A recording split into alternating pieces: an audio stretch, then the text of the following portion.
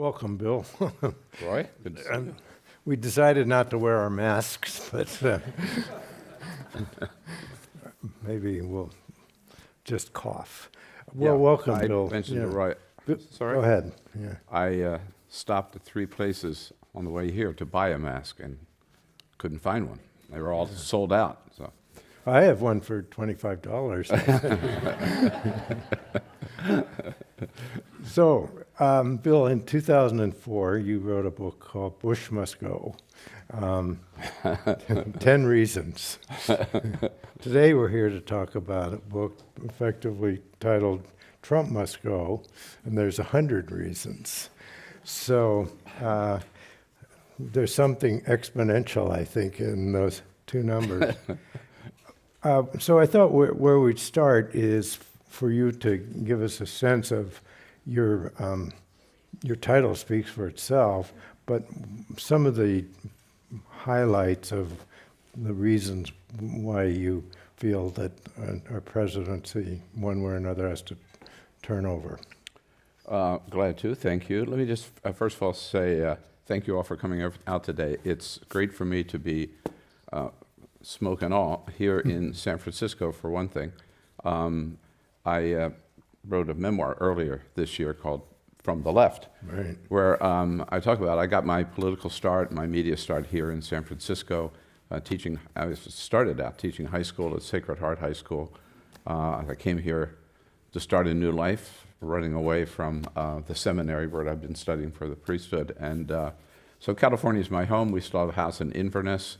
I was teaching high school here, volunteered in the McCarthy for President campaign, met my wife Carol up at Fox Plaza, that's where the headquarters was, and we were married here, had our first son here, so San Francisco I really feel is my home. It's great to be back. And great to be back here at the Commonwealth Club. I have to tell you, for a voracious reader like me, and a book collector like me, and an author like me, it's great to get out and meet people who love books and read books and maybe even buy books. Yeah. So it's good to be with you all. Yeah, the thing about the book, Bush Must Go, I was disappointed that not enough people read that book, obviously. It was published in 1984. I was hoping it might make a difference. Maybe it did, but not enough of a difference, so he was reelected. Yeah, that was 10 reasons. With Donald Trump, the discipline was to hold it to 100 reasons.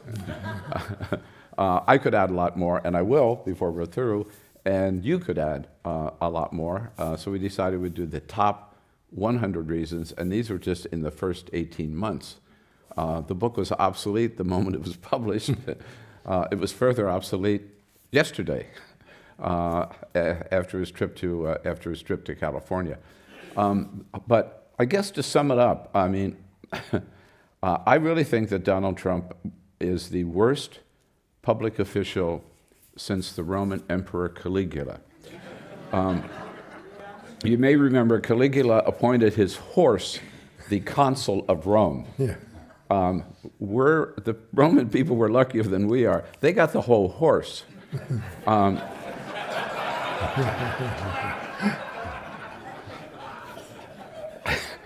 Yeah. And you know, and normally, and I'm a policy wonk. I was Jerry Brown's policy director, his first term of office, from '75 to '79. And in Washington, I mean, in my show, I talk about policy. I interview congressmen and senators about public policy. So when you're looking at any president, you've got to really look at the president's policies, and certainly there's lots of that to disagree with. But I think with Donald Trump, you have to start, there's something else you have to start with, which is Donald Trump the person. And I really think it's not that I want anybody to hate Donald Trump, but because I don't have any hate in my life, try not to at any rate. But he's a person you must profoundly dislike. The more you look at him and get to know him and hear what he says and see the things that he does. I mean, we've never had a president sink so low in his public discourse. And so the first thing I look at in the book is the fact that he is, without doubt, in my opinion, a racist. He is a sexist. He is a sexual predator. Misogynist. I mean, you can go down the list. And we have never had a president who's brought that much disgrace to the Oval Office, which as an American, I really find troubling because, I mean, we mentioned George Bush. I would take George W. Bush back today in a heartbeat over Donald Trump, because at least the man was an honest man with dignity and with respect for the office, and tried to do what he felt was best for the United States of America. Of course, I disagreed with him on a lot of issues, but Donald Trump shows no respect for the office, and I find it hard to have respect for a person who calls women dogs, who calls African-American players sons of bitches, who last week told one African-American reporter to sit down and shut up, told another African-American reporter that she asked a stupid question, I told another one she asked a racist question. All in all, I think we deserve better. We are better than that, and we deserve better than that. So the final point here, I don't want to drone on and on, but when I wrote this, I sort of saw this when it came out. It came out the same day, by the way, as Bob Woodward's book, Fear.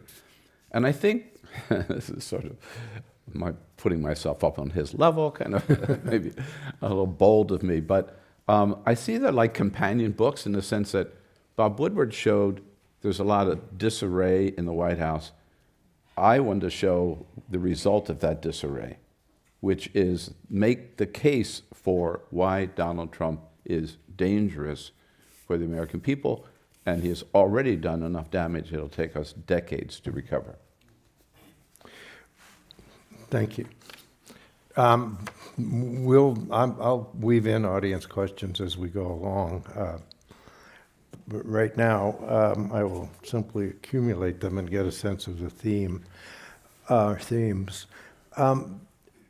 We say that, or you say that, and yet there is a significant percentage of people in the United States who support Trump. If you were to try to what's the term I want? Describe or categorize the reasons why people are so behind what Trump is doing, notwithstanding the misogyny or the racism or so forth that you described. What is the dynamic that's going on? You know, it really puzzles me and it troubles me. There is no doubt, and we always hear this. Well, that may sound crazy, but his base likes it, you know. And I keep saying, I'm tired of talking about his base. I mean, I think we have to accept the fact, sadly, that there are 35, maybe as many as 40% of Americans who are going to be with Donald Trump no matter what he does or says. I think the truest thing that Donald Trump ever said was that he could walk out on Fifth Avenue and shoot somebody and get away with it because his base wouldn't care. Mm-hmm. I mean, that's stunning, but true, I believe. So I almost think we have to kind of write them off, and we're not going to change them. They're going to be there until the last dog dies.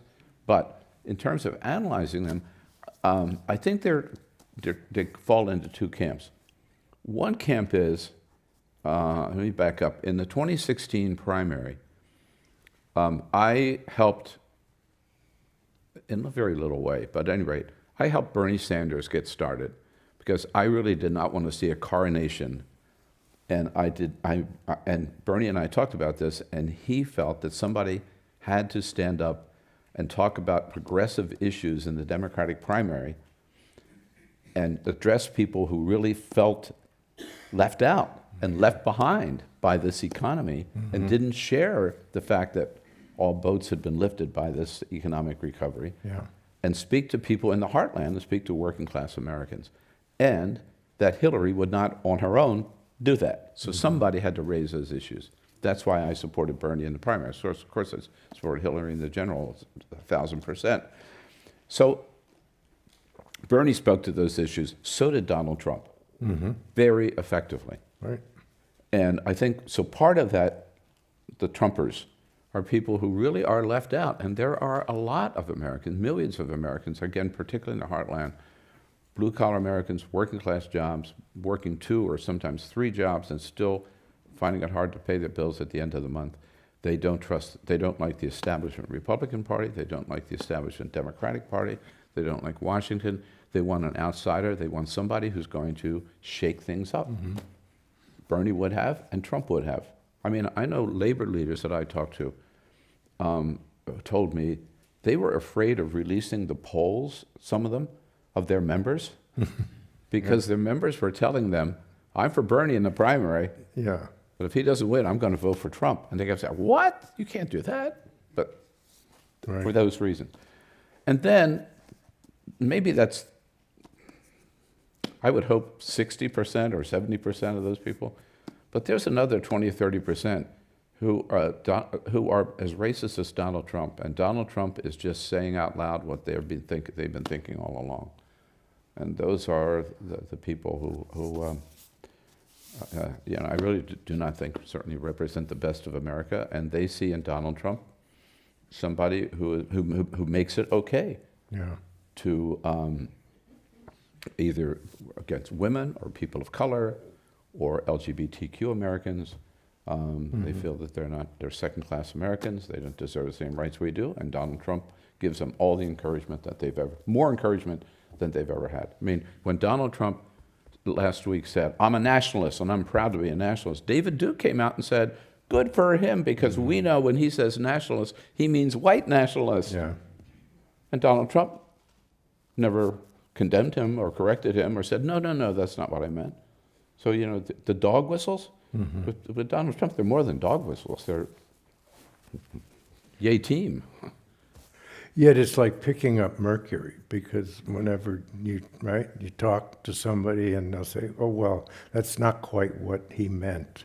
I'm talking about people like Kellyanne Conway or Sarah Sanders or other spokespeople for Trump. They always have a way of sliding the point over to ambiguity. Well, I am a member of the White House Press Corps. I still have my hard pass. They have not taken it away from me. Jim Acosta is a good friend, and I suggested to Olivier Knox, who's our president now of the White House Correspondents Association, that we should have we should all gather on the front lawn of the White House and burn our hard passes in solidarity with Jim Acosta. But wisely, Olivier did. Then they don't have to have press conferences. Well, they don't have them anymore. They don't have them anyway anymore, right? What's it like? But I was just going to say, with Sarah Huckabee Sanders, I really find it difficult because she's so just ugly and mean. It's like, it's so tense in those press briefings. They start, and I went to every single one of them during the 8 years of Barack Obama. Pardon me. And I didn't agree with everything Obama did either. I'm a lefty, but I actually wrote a book about my disappointment in Obama called Buyer's Remorse, because praising him for all the good things he did, but saying, there's a lot of stuff he didn't do. At any rate, but with the press briefings with Obama, they were like an hour long. You didn't get a lot of information, but every day you got something, and you could push and press, and that's it.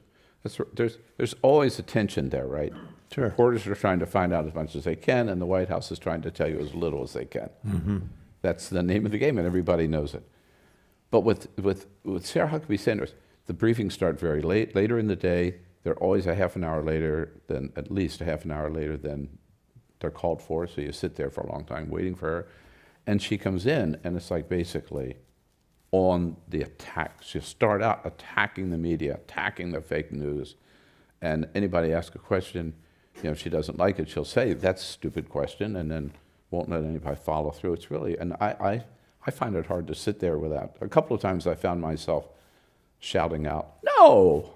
And I thought, I better be careful. They're going to drag me out of here. So I don't know how we got off on that. It's not really But off. It's all part you of said the about big slippery. parcel. Watching her, Yeah. usually every question, tough question, she converts into an attack on the media. Yeah. You're not talking about all the good things we're doing, Right. and then doesn't answer the question. I mean, that's been true of the news as long as I know, right? That's what news is about problems and issues and what we're going to do to solve them. It's not about it's a wonderful sunny day today. I mean, if you go back to George Washington complained about the media. Yeah. You know, so famously, so did Thomas Jefferson. Yeah. Dwight Eisenhower talked about the sensation-seeking columnist, right? Spiro Agnew, the nattering nabobs of Yeah. negativism. Right. That was a great phrase. But so there's a long history. Yeah. You know, John Kennedy famously got along with the press so well, and they loved him, but still, you know, he was, I mean, the Bay of Pigs, Right. he really felt that they had not served him well, and then he admitted later that he had not served them well by being up front. So there's always this tension, Well, but now it's outright hostility. When you call members of the media the enemy of the American people, you know, first of all, it's Stalinesque. They use the exact same phrase.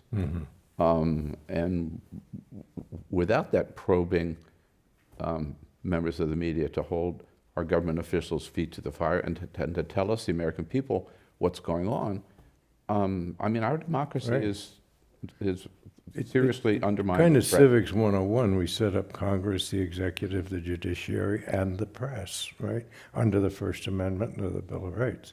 And there's supposed to be a healthy tension. Congress is a check on the president. The president tries to get around Congress, tries to be an executive. And the judiciary, if you believe Marbury versus Madison, is still good law. Well, has its own role. if you're Matt Whitaker, you don't believe that. Well, that's my subtle reference there. Look, the Fourth Estate, I believe, is as important as the other three That's estates. my point. Absolutely.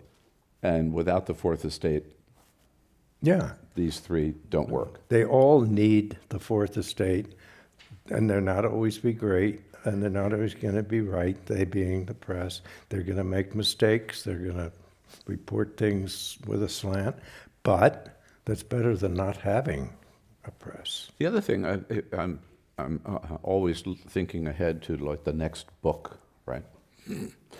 And I think what would make a good book would be to do a book on the things that we know about this administration, thanks to the New York Times and the Washington Post, Yeah, or maybe others too. yeah. The Guardian and BuzzFeed does some good stuff. HuffPost. I mean, they're all good. That we know, thanks to them, that we would not know, never know, Yeah. through the official channels. Yeah. Take the famous June 9 meeting at Trump Tower that Donald Trump Jr. called, right? So that was never reported, never recorded, until the New York Times found out about it. And then Donald Trump himself wrote the memo saying Yeah. it was all about adoption. The By analogy the way, is, and if I can just point out, sorry, but here's a problem. So we go to the press briefing, and Sarah Huckabee Sanders told us over and over again, looking us right in the eye, Donald Trump knew nothing about that statement, had nothing to do with it. He was up front on Air Force One. It was written in the back of Air Force One, and the president, no knowledge at all. And then it comes out that he wrote it. And then you challenge her about that, and she denies it and says, well, maybe he saw it, but he didn't write it, or, it just lies. What do you do in a case like that? You have to report it. You can't ignore it. And then you get called fake news because you report right. the news. The same thing with the payments to Stormy Daniels. The president himself on Air Force One told us, I wasn't on that flight, that he knew nothing at all about the fact that Michael Cohen had arranged these payments, hush money, to Stormy Daniels. And then Rudy Giuliani, by the way, whatever happened to Rudy Giuliani? Yeah. Suddenly you could not turn on the television without seeing him, and now he's disappeared, right? But so Rudy goes on Hannity and says, oh yeah, the president arranged for that, knew all about it, and approved it. And even Hannity said, "Oh, I didn't know that." Do you think that was really clever or was it incompetent? Rudy? Well, no, that whole kind of flip, just all of a sudden you go on Hannity and say that all of a sudden. Well, I think it was gross incompetence on the part of Rudy Giuliani. That's my point. But it's just, Yeah. I'd never hire him as my attorney. Yeah. But the thing is, Donald Trump didn't hire Rudy Giuliani as his attorney. He hired him as a TV talker. Right, right. And he's good at it. He doesn't always tell the Yeah. truth, but I mean, he's glib. And then that's another book.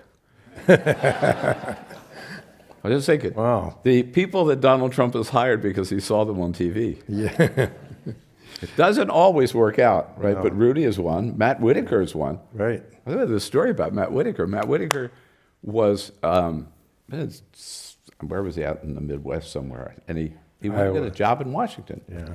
And so he asked Sam Clovis, who was the campaign chair at one time, what should I do? And Sam Clovis said, get a job on TV as a commentator, Yeah. and Trump will see you on TV, say all the right things, and Trump will hire you. He's Attorney General of the United States. Jesus, right? Acting Attorney Acting, General. yeah, Acting, acting. yeah. That's how he got the job. There's a, I don't know what's wrong with me. I've been on television. I think we could figure that out. There's a part of the title of your book in parentheses. Donald Yes. Trump must go, and one reason why he shouldn't, right? So let's go to the parenthetical qualification. Well, I would point out that, first of all, that's not a plea to save him in any way. Get it. I don't want to step on the main message there. There could be some people would say that one reason it's better to have him there is because, well, for those of us in the media, while we complain about his attacks, he's good for ratings. Yeah, right. I mean, there's no doubt about that. CNN, MSNBC, New York Times, record sales, record subscriptions. So he's good for the media. That's one reason. Another reason might be that he's good for the Democratic Party. There are California. Here we go. So at one point in my career, I was the state chair of California, Democratic state chair of California, for 3 years. Great fun, great time, and we did, I think, a lot of good. Built a base that now is, Yeah. basically there's no Republican Party, there's just a Democratic Party in California. But there, in my day, Orange County was Right. Trump country, didn't call it that. Well, it was Right? Reagan country. It was Reagan. It was John Wayne country, Yeah. right? We Right. called it. We used to joke in the party about going behind the orange curtain. Mm-hmm. That's what we called it when you went to Orange County. There's 7 congressional districts. Yeah. There are still 7 congressional districts. Today they are all blue. They are all Democratic. Right. All 7, which is incredible. Mm-hmm. And I just read this morning the person who ran, like, I think 3 or 4 of those campaigns for the Republicans, did not have a good night, said that all of them would be red today if it were not for Donald Trump. Said Donald Trump is the reason why all those districts went from red to blue. Now, he may have been exaggerating, he may have been a sore loser, but I guess my point is he has been, in many ways, Donald Trump, we can talk about the midterms, has really Yeah.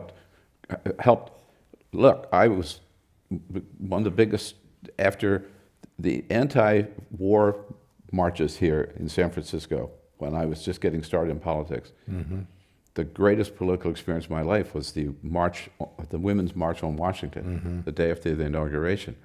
That energy that we saw there has just kept going and has brought so many women particularly to run for office, get involved in campaigns. Really the resistance was born there and it hasn't stopped. So, but my reason is Yeah. Mike Pence, because I'm afraid that Mike Pence, were he to, however Donald Trump might go, whether he criminal indictment and he resigns, or he's impeached, or Donald Trump Jr. gets indicted and they make a deal, I'll step down if you don't send him to prison, whatever. However he goes, we'd get stuck with Mike Pence.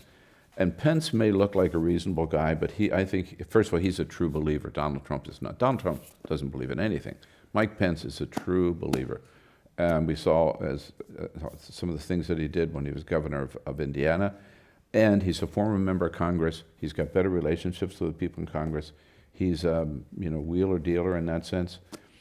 I think if Mike Pence were president, we'd have the money for the wall because he would have been able to, I don't know, make some deal, maneuver, give them something that they wanted.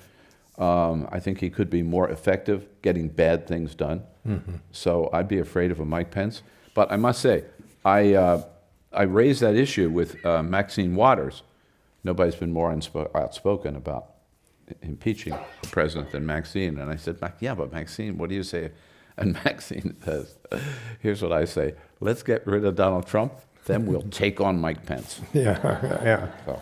Well, that's one way to think about it. But the long-term strategy, you mentioned the election, and that takes us there, because the Democratic strategy in winning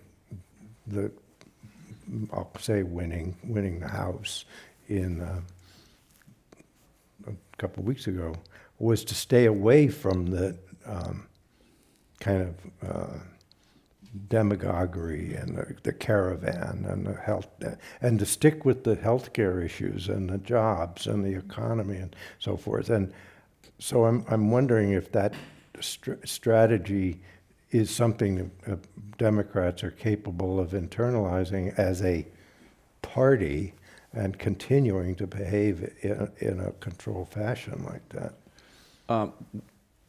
Yes, but let me get into that. But first, let me say there's a reason why, particularly when we're talking about the House, that the House was on message and on the right issue and had the resources to win, the right message to win, and the resources to win, and the right candidates to win. And that reason is Nancy Pelosi. Okay. And our Nancy Pelosi. Yeah. People don't give her enough credit, and I just wrote a column about this. I mean, first of all, I've known Nancy a long time, but I've seen Nancy operate, seen her work, and she's just not been a leader like her ever, I don't think. And I'm amused more than anything by this rump faction. And I supported Bernie against Hillary. I like debate, and I think primary challenges are good. I'm not saying they're doing anything wrong in running against Nancy. I'm just saying they don't really have their shit together, if I can say that here. On the radio. They don't have their stuff together. I correct myself. You already said it. So. There's 17 of them or so, and they don't have a candidate. There's not one of them who's willing to stand up and say, I'm running against Nancy. They just all sign a letter saying, we want somebody else. Well, who? I mean, I'm not the only one who's used this phrase. You can't beat somebody with nobody. Right. And I had Congressman Dan Kildee from Michigan on my show the other day, and Dan said, he's a Nancy supporter, but he said, okay, they're saying we need new leaders. What does it say about their leadership if they're not even willing to announce as a candidate? That's right.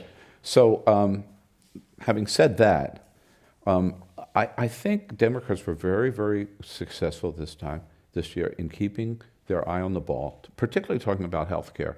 Yeah. And isn't it funny? Donald Trump has succeeded in doing something that Barack Obama could never do.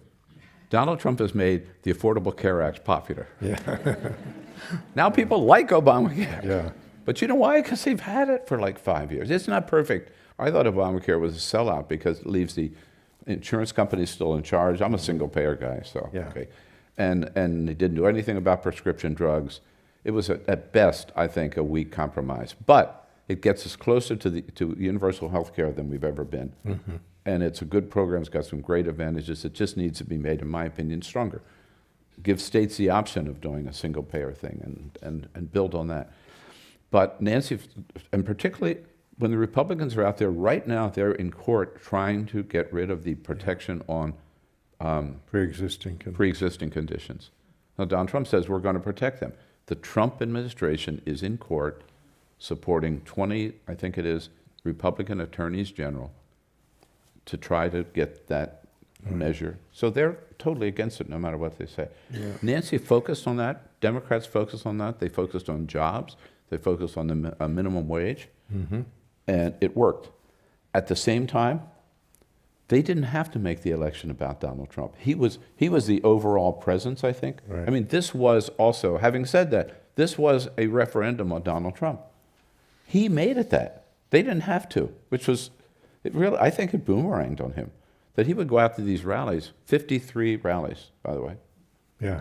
Well, He was very, very busy. He didn't have time to go to Arlington National Cemetery on Veterans Day Yeah. because he's so busy. He had 53 rallies. He's played golf 160 times since he's been president. He was so busy. He was at the White, you know how long it takes you to get from the White House to Arlington? Right. I mean, you've been there 5 minutes, particularly in the presidential motorcade. Didn't have time. So he made it because he would go out to these rallies, and what did he say? I'm not on the ballot in a sense, technically, but yes, I am, and a vote for X. X, if he could remember the name Right. of the candidate he was out there Yeah. support. A vote for X is a vote for me.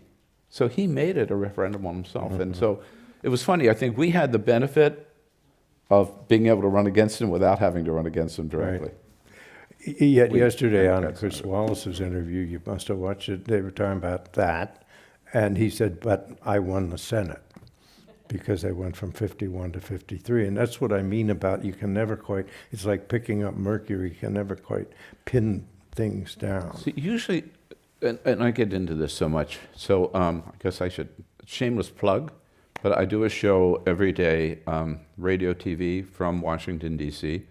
It's at the ungodly hour of 7 to 9 a.m. in Washington, which is even more ungodly here. Yeah. But you can watch it any time of day, either live, if you're crazy to get up that early, or any time of day, just BillPressShow.com. It's 2 hours. I think it's a good show. You'd enjoy it. Or you can watch just little snippets of it or bits of any interview you want. And we got a lot of members of Congress and senators. But we always talk about this is when so many times when Donald Trump says something really outrageous, there's just a little kernel of truth in it that makes it not 100% Yeah. phony. Or it's right? attributable. Maybe 99.9, but Or it's attributable to people tell me, yes. right? People. But for example, the news conference that this is so classic Trump. The news conference that he had, the famous Jim Acosta news conference, the morning after, Yeah. and I was not there because I know I was I was on NPR that day, so I had to do a hit on NPR, and but he said that first of all they exceeded expectations in the House. Mm-hmm. Really? It's like going to end up 40 seats, right? Right. That's the biggest pickup for Democrats since Watergate. I wouldn't call that exceeding expectation. So he said it was like a near total victory. Right. And on the Senate, he said we're going to end up with 55. And they were projecting, given the map this year, 55 or 56.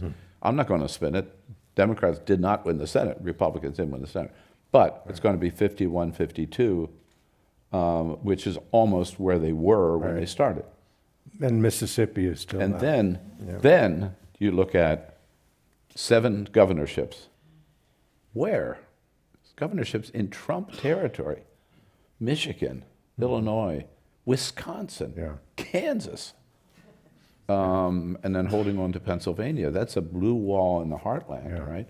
7 governorships, 7 state legislative chambers, flip blue, red to blue. That's where Hillary lost the election. Yeah, There. absolutely. And 300, in Trump country, if people are starting to say it looks like, and 372 state legislative seats.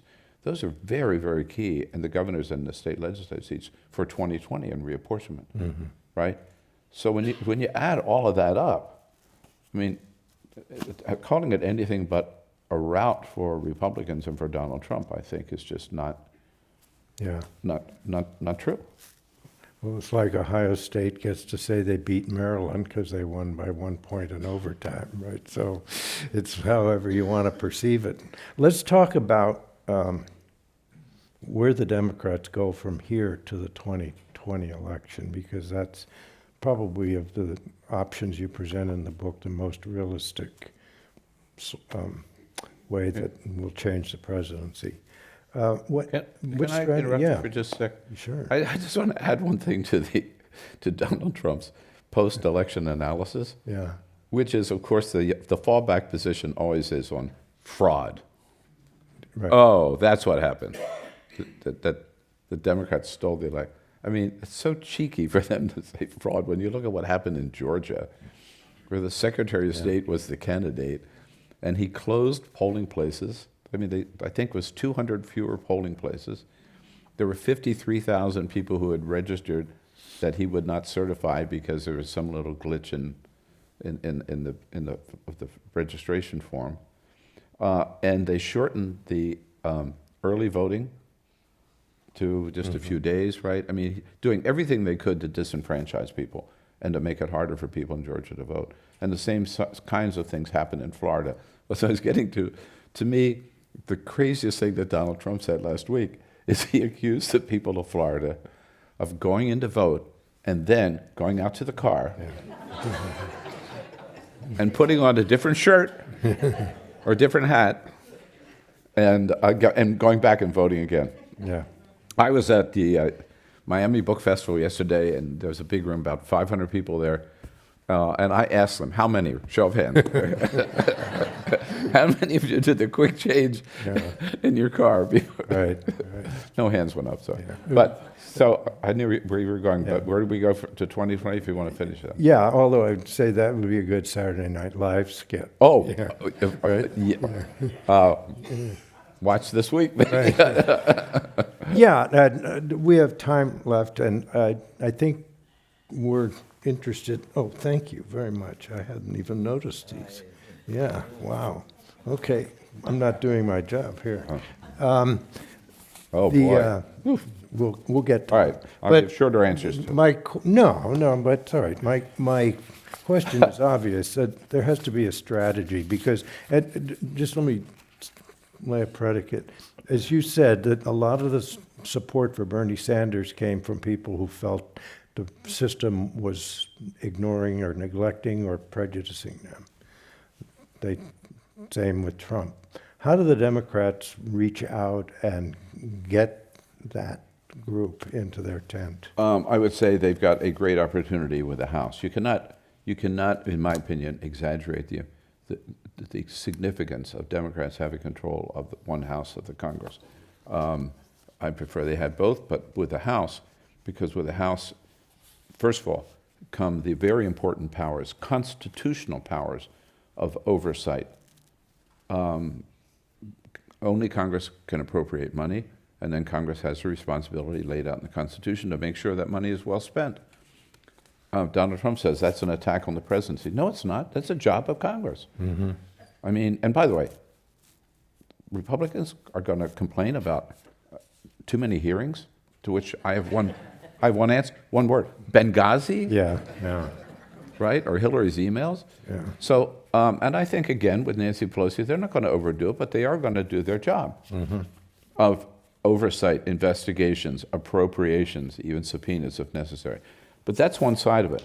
But here, in direct response, I think what you're going to see is that the Democrats, they've already been talking about this. They have an agenda of tackling those issues Right. that will address, I think, the vast majority of the Democratic base, particularly working class, middle class Americans. And it's going to be the things we've talked about: minimum wage and health care, the famous infrastructure. You know, Donald Trump has held, I think, 5 times Infrastructure Week. Right. There's never any bill, there's never any program, there's never any money. Infrastructure. He just calls it the week. And that, if I could interrupt, that's one of the easy. That's kind of a no-brainer, right? It's a layup. Yeah. If he had started with health care. Right. I'm sorry, no, the opposite. Infrastructure. With infrastructure Right. instead of health care. Yeah. Instead of trying to repeal Obamacare, Mm-hmm. 65 times they voted in the House, 5 times in the Senate. If they had started with infrastructure, he would have had a huge legislative bipartisan victory. Right. Now, that may not have helped us, but he would have had it. He could have had it. So I think you're going to see this House in the next 2 years with a very great, on prescription drugs, on infrastructure, on minimum wage, on maybe even a middle-class tax cut. They may not get them all, but that's going to be, they're going to put that agenda out there. They will run on that agenda. Yeah. They will have, thanks to some court decisions, better districts to run from. Right. By the way, that's also And some governorships who can, the governorships, they have the state legislatures. Yeah. Yeah, that's just a little casting back. Those 40 wins, the 40 seats won this year, were with the old gerrymandered districts. A lot of people said Democrats could never win the House back until after the 2020 census Yeah. and the 2020 new lines. right. So, but they did it regardless. So they have even a better playing field for 2020. And there are, by last count, my count, I did this on my show this week with one guest, we went through everybody who's talking about running in 2020, senators, celebrities, governors, whatever, also runs 30 Yeah. candidates. So off to the races, That'll guys. be an interesting debate stage. Yeah. Another thing about 2020 is there are quite a few Senate seats up, and I looked it up, and it's 2/3 of them are Republicans. No, the map Yeah. is much more favorable to Democrats. in Much 2020. different than this time. Yeah. Yeah. So I'm going to start integrating audience questions. Many of them are on the themes that you've been addressing, particularly towards 2020. One of the obvious questions is, do you see a natural selection right now for, I'm not talking about Darwin, I'm talking about the Democratic Convention, a selection for the candidate? Let me put it this way. The one thing I know about, it looks like that in 2020 for the Democrats, I also want to jump ahead, let's put this. I hope there will be, if Donald Trump is still there, may not be, if he's still there, and he definitely wants to run for re-election, I hope there will be a Republican with enough balls to stand up and run Yeah. against Donald Trump in the primary. And I don't know whether it would be Jeff Flake or John Kasich, who's been here, I Oh, saw or Mitt earlier, Romney. but, or Mitt Romney, yeah, Just throwing it out. I'm not sure they're going to want to retread, with Mitt Romney. Who knows? Or Ben Sass. But let's not forget that that's a possible challenge. I think the Democrats, remember the Republicans in 2016? There were so many candidates, they had to have the varsity debate and then the JV debate. Right. Yeah. I think the Democrats this year are going to have the varsity debate, the JV debate, and the middle school debate. Yeah. I mean, 30, think about it, right? Yeah. They won't all fit on the stage. Yeah.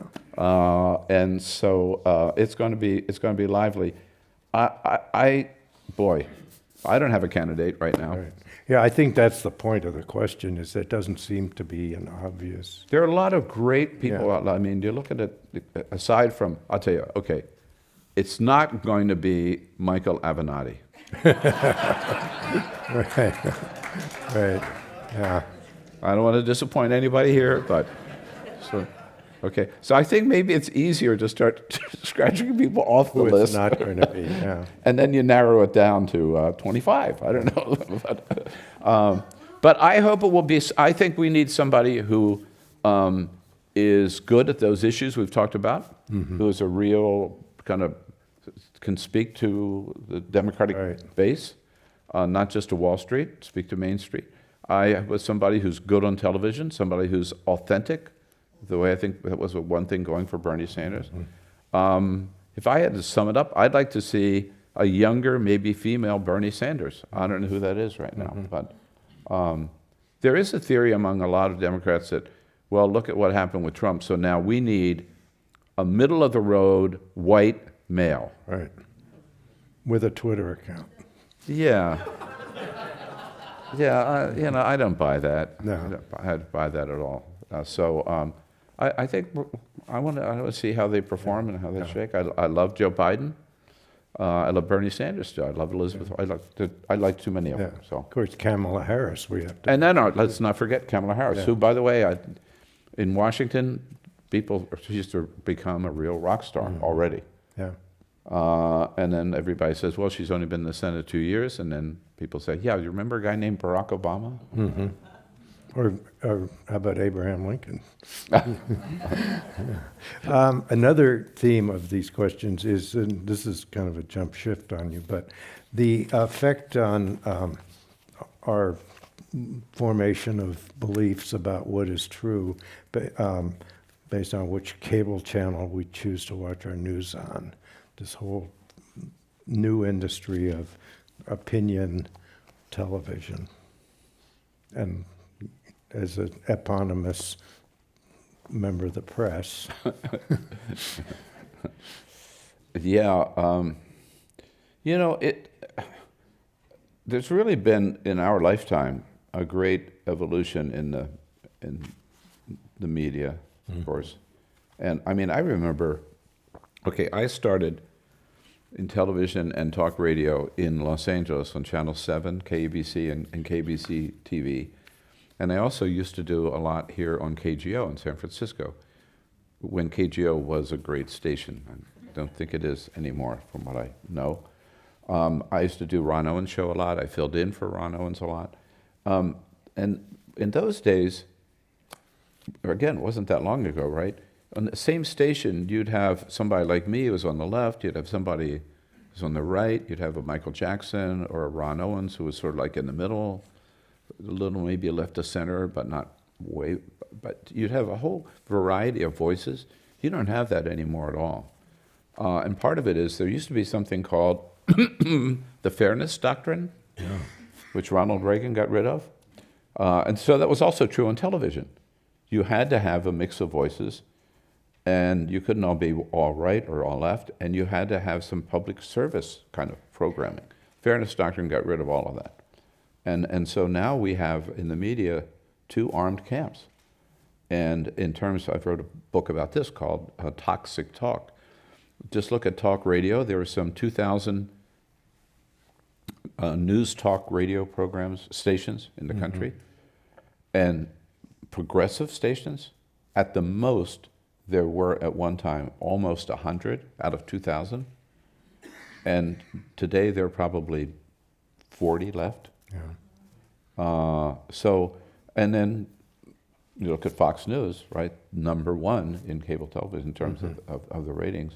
And you never hear it's like, oh, give me a home where the buffalo roam, where the skies are cloudy. And you never heard a discouraging word, right? You never hear that on Fox News. And then MSNBC, except for Morning Joe, is sort of the other side. And CNN isn't sure what it wants to be, I think, kind of somewhere in the middle, but not quite. I don't think that's necessarily good for the country. That's the point. So I'll tell you what, I mean, I think today, in terms of what I consider maybe the best sources, NPR, and not as far left as I'd like to see it, but still very, very good programming, very honest, very good reporting. I do a show there called Here and Now every once in a while, which I think is a very good program. And the PBS NewsHour, Judy Woodruff. Right. About this. I also, I must say, Carol and I watch CBS and NBC News every night too, and isn't it amazing that with everything going on, we still have only a half an hour of news on the networks. Like, that's all we can afford. We can't bother with all that stuff. We just give it a half an hour, of which maybe 20 minutes is news, and 10 minutes is today's news, and the rest is kind of soft specials. But weather. Yeah. I think the point of there are several questions. I just add, I think the print reporting today is better than we've seen it since the days of Watergate. really do think the investigative reporting today, New York Times and Washington Post in particular, is outstanding. Yeah. And I wonder whether the adjective print is even going to be appropriate, because so much of what we read now on the New York Times, we're finding on the website the day before the paper comes out. Well, most people, of course, I'm not telling you anything we don't all know. I mean, most people get their news from, I left my phone in the green room. God, this is the longest I've been without my phone. Yeah. I think, How do you feel? I feel a little insecure. Yeah. I want to check and see. Yeah. Because I get the headline. You know, the worst part about my phone is that I get Trump's tweets, right? Oh, no. Only because I need them for my show, not because. So when I wake up, the first thing I do when I wake up in the morning is I grab my phone, and inevitably by that time there are 2 or 3 tweets from Donald Trump, and I sort of feel like, because we live on Capitol Hill, and he's at the White House, I sort of feel like, you know, they're direct shots to me. But most people get their news online, Yeah, social media. that's my point. And that's pretty scary, because there's really no quality control on that. I mean, I put a lot of stock in Politico, which is a very good site. The CNN site, I think, is very good. The Huffington Post site and the Hill newspaper, those are the ones that I check every morning before I do my show. Yeah. I think they're trustworthy, but then you've got the Daily Caller, and you've got Breitbart, and you've got Fox, and a lot of stuff up there. Pardon me, the people just throw shit against, there I go again, against the wall and think it will stick, and there's no journalistic guidelines or double checking at all. But standing back and watch, other than criticizing this in the abstract, I worry the consequences of it, we becoming just little bubbles of information where we go to the candy store that tells us the information we want to hear, and predictably will reinforce our own predispositions. And how are we going to get a dialogue going if that's what's happening? You can't. No, and that's what I say. I think the earlier version of talk radio was better, because you might hear something. I used to follow on KABC, then I moved to KFI radio in Los Angeles, but still the same format. I used to follow Rush Limbaugh. I mean, you talk about yin yang, right? Yeah. So people were driving in their car. They might really like what Rush was saying, but then they get their hate fix off on me, right? But at least they were exposed to two different points of view. Yeah. Not today. And a lot of people, that's the success of conservative talk radio, is that they know they'll never hear anything they disagree with, and they don't want to. And I don't think that serves us well. Related, I relate this, that last week I went to a little book signing by a man who used to be ubiquitous on television as a commentator, Stephen Hess. He's a Republican, now 85, at the Brookings Institution. He wrote a wonderful little memoir called Bit Player. He worked in for Eisenhower. He worked for Richard Nixon, for Jerry Ford. He was on PBS's NewsHour. There is a point here. I'm kidding, I get it. as a commentator during the days of Watergate.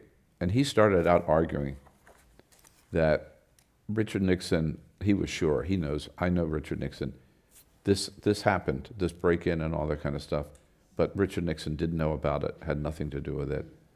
He could not have, that's not the Richard Nixon I know. And when the tapes came out, the truth came out, he said he was on the McNeil Nair NewsHour, that when was it started. He said, "This is my last night. I was wrong. I feel I misled the American people. I was lied to, and I've repeated those lies on television, and this is my last broadcast. I'm not coming back tomorrow." Wow. And I thought, oh, man, you know, what an act of courage. But he said something, so as a Republican, he's very dismayed with Donald Trump, and he made an observation which I thought was really profound. He said, "My worry is, when he's gone, are we going to be able to get the poison out of the system?" Yeah. or has he so debased the presidency and American politics that this is the new norm, that we will accept people now, a guy who calls women dogs. I mean, yesterday, did you see this yesterday? I was at the book fair in Miami, and I looked at my phone, there we go again, and I had this tweet from Donald Trump talking about little Adam shit. That's what he tweeted, not Schiff, S-C-H-I-F-F, but deliberately. And by the way, they didn't say, oh, that was a mistake. He misspelled it. They didn't even pretend it was a mistake. He actually put that out about a member of Congress. So, and Stephen Hess's thought was, I think we can get the poison out if it's only 4 years, not if it's 8 years. Yeah. That's pretty scary. Yeah. Reconstruction era number 2. Which, that question, I mean, that point kind of segues into another fairly consistent theme in these questions, and that is the support of the evangelical community for Donald Trump as a political phenomenon. Disgusting. Unholy. It relates to a bigger question that I think, as bad as Donald Trump will look in the history books, the people who will look worse are Paul Ryan, Mitch McConnell, and all of the Republicans in Congress who opposed him in the primary, Lindsey Graham, you get down the list, who said really terrible things about him in the primary, we all remember. And yet, once he was in the White House, now he's their new best friend. Showing no backbone, no courage, no soul. I mean, and everything that they had preached and for years, right? They just threw it out the window and went along with Donald Trump. I mean, even the Access Hollywood tape. For a minute, Paul Ryan said, "I don't want to be campaigning with him." But and among that crowd, right, I think the worst are the evangelicals, because I think this has really unmasked them for who they are, that they're not really religious leaders or Christian leaders. They are anti-abortion activists, anti-gay marriage activists. That's all they care about. And Donald Trump, again, he could shoot somebody on Broadway, or he could have Stormy Daniels at the White House, frolicking in the White House pool with him, whatever, naked. They wouldn't care, as long as he appointed, I should say one other thing, Supreme Court. That's been their entire agenda. So if he's appointing conservative judges, particularly Supreme Court, people who will vote to overturn Roe v. Wade, and undo the Supreme Court ruling on same-sex marriage, they don't care, and they mask it under, well, we are people of forgiveness. You know, we're Christians and we believe in forgiveness, right? Yeah, ask Bill Clinton about that, or anybody else. No, they're total hypocrites, I believe, and I don't really feel strongly about this. But the worst is Franklin Graham, Billy Graham's son. He's not the only one, but I think he's the worst. Ralph Reed, Gary Bauer, all of them. So what is the political calculation? What do they stand for? I mean, how can they read the Gospels and know anything about the life of Jesus Christ and support Donald Trump? I mean, I can see there are good Christian Republicans, I'm not saying, but I mean, these evangelicals who are way out there and who wear their religion on their sleeve and pretend to be the spokespeople for anybody of faith. I think it's disgusting. Well, going back to your extension of that question into people like Lindsey Graham, why has virtually the entire Republican Party subordinated itself to the, for example, immigration policy and deficits and things that are traditional conservative issues? They're afraid. They're afraid of Donald Trump. They're afraid of this base, Yeah. right? And they're afraid of a primary challenge. And take Lindsey Graham. How could you be John McCain's best friend one day and Donald Trump's best friend the next? I mean, this is the man who said that John McCain was not an American hero, and he was a phony because he was a prisoner. You know, I don't like people who Well, are I don't like people who are captured. captured. Yeah. And when you saw Lindsey Graham in the Kavanaugh hearing, you had to, I think, realize what was going on. He's up in 2020, and South Carolina is the reddest of the red states. And he's not going to take a chance that he'll be a primary challenger. I also think they're wrong. I mean, hasn't been tested, but I think you could stand up to Donald Trump and say, yes, I'm a Republican, but I'm not that kind of Republican. Yeah. I mean, you can have differences inside of a political party, right? These people, it's amazing to me how there's no longer a Republican Party. It's the Trump party today. It's not the party of Lincoln, it's the party of Trump. It really is. And you know, it didn't just also, this is important, I believe, it didn't just happen overnight. Right. This has been building. Yeah. And there was always this element in the Republican Party. And you look at the Tea Party, and to a certain sense, the Tea Party, the precursors of Donald Trump. John Boehner let them rule in the House. He wouldn't stand up to them. Right. All of those phony town meetings that they had against Obamacare, paid for by the Koch brothers. Then Paul Ryan takes over. He won't stand up to that's now the Freedom Caucus, right? So these were the sort of closeted Trumpers who kept getting more and more and more power, and now then comes Donald Trump, just taken over, and the others just ran for the hills. Yeah. And I think also the normalization, as you described it earlier, of racist, misogynistic attitudes was starting to creep into our dialogue before Trump came on the political scene. Yeah, and I mean, we've always had the fringes for either party, right? But now, so I've heard some of this stuff all the time. I've been involved in politics, particularly on the far right. Pat Buchanan was Donald Trump before Donald Trump was Donald Trump. Yeah. Yeah. Yeah. You know, and I know Pat, and I saw Pat last Saturday. They're bringing back the McLaughlin Group. No. Or trying to. Yeah.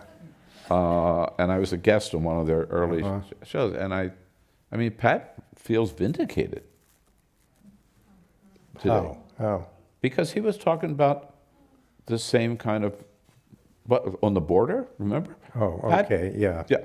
Pat wanted to build a fence, not a wall. Yeah, okay. In fact, he told me, he said, Yeah. Would have been almost did cheaper. it again. Yeah. I should have thought of a wall. Yeah. He said, I settled for a fence and laughed about it, right? Yeah. Instead of a wall, he thought he might have done better. Yeah. And he also, so on that issue, and on the trade issue, Pat was burn all the trade deals that we've ever made. And so he and Donald Trump are.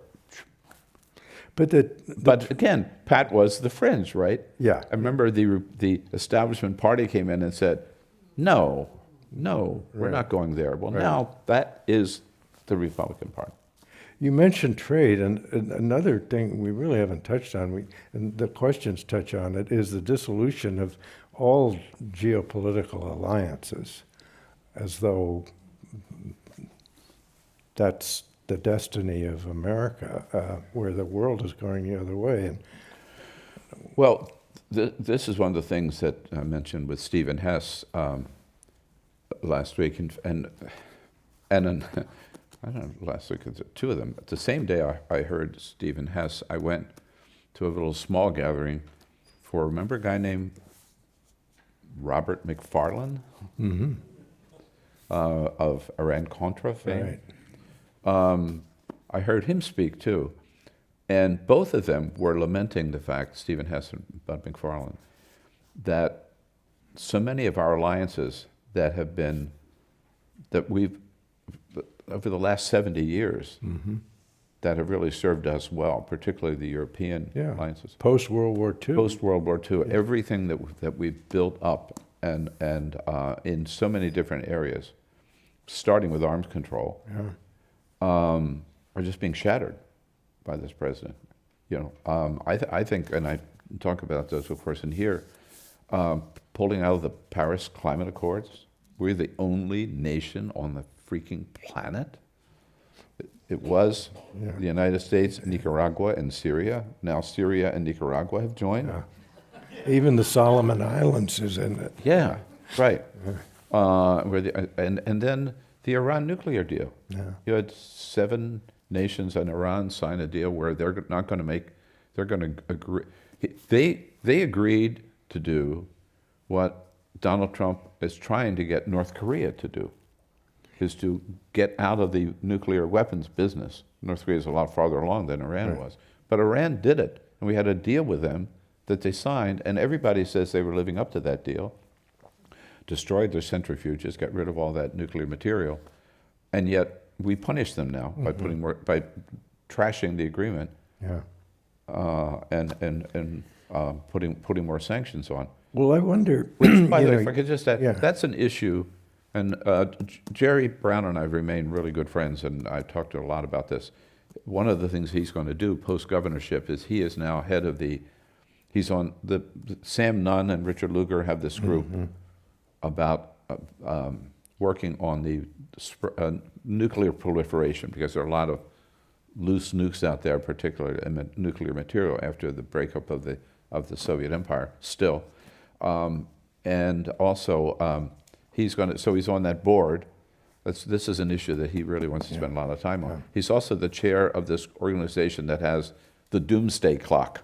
But he and I were talking the other day. People are not talking about nuclear proliferation anymore, really, as an issue. I remember marching, Sure. on that issue.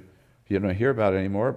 It wasn't talked about in the 2016 campaign, other than you had a madman now close to having his finger on the nuclear button. But that's an issue I think we got to get back in the public discourse. And North Korea is a nuclear power. I'm going to go just a few minutes over because there's several questions that Okay. tie into what you said. You used the term shattered, and the questions say, are we shattering those treaties, or are we simply marginalizing ourselves by pulling out of them and strengthening people like Xi in China and creating different alliances in Europe so that the United States ends up kind of not sitting at the table? Well, I would hope that just speaking about the Iran nuclear deal would continue and survive without us. I would hope that the Paris Accords would, the nations involved would. And continue. our states are picking it up. Yes, but it's hard without the leadership. First of all, Sure. it's sad not to have the leadership of the United States. It's also hard to accomplish them without the leadership, the resources, the skills of the United States. So our absence from them will Yeah. profoundly impact, I think, the ability to get them done. We also are strengthening China and other nations, and that's why Macron has said, to a certain extent, Hey, if we want the United States to be with us, but if they're not, right. and Trudeau has said the same thing, we'll just Yeah. go without them. Right. So I would hope that would be the case, but I think, and particularly, in terms of now, Trump is saying that he wants to trash the first nuclear arms agreement signed between Right. Russia, between Yeah. Ronald Reagan and Yeah. Khrushchev, right? The old Soviet Yeah. Union. Back to, I think it was 87, something maybe, Had to be in there. Yeah. whatever. Yeah. Well, if we trash that deal, right, and then if the president says he wants to increase our nuclear arms arsenal by tenfold, we're back in a nuclear arms race. So in that case, without us, yeah. Yeah, that's a different level. Well, on that positive note, you have the pleasure of obtaining this book outside. Bill has agreed to autograph them for you, and want to Glad. thank you for giving us the benefit of your experience. You're great to come, and it's so Yeah. good to see you. Thank you so much. Hope to see you again. Thank you. Thanks, Roy. Thanks, Bill. My pleasure. Yeah.